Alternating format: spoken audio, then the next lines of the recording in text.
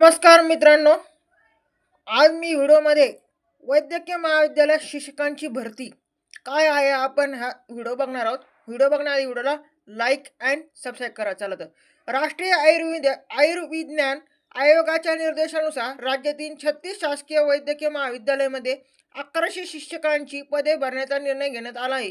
या पदभरतीमुळे राज्यातील वैद्यकीय महाविद्यालयामध्ये सध्या असलेली प्राध्यापकाची कमतरता भरण्यास मदत होणार आहे. तसेच वैद्यकीय महाविद्यालयामध्ये शिक्षण घेत असलेल्या विद्यार्थ्यांना उत्तम दर्जाचे शिक्षण मिळण्यास मदत होणार आहे. शासकीय वैद्यकीय महाविद्यालयातील विद्यार्थी प्रवेश क्षमतेनुसार विविध विषयातील प्राध्यापक, सहयोगी प्राध्यापक, सहाय्यक प्राध्यापक, ट्युटर किंवा डेमॉन्स्ट्रेटर कनिष्ठ निवासी पदाची सुधारित संख्या राष्ट्रीय आयोगाने ऑगस्ट 2023 मध्ये निश्चित केली होती.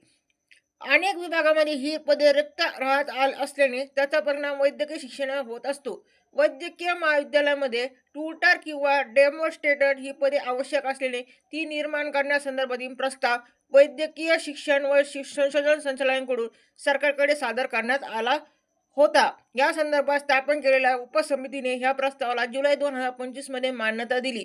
त्यानंतर हा प्रस्ताव उच्चस्तरीय सचिव समितीकडे पाठवण्यात आला. म्हणजे वैद्यकीय महाविद्यालयामध्ये 1100 शिक्षकांची भरती होणार आहे.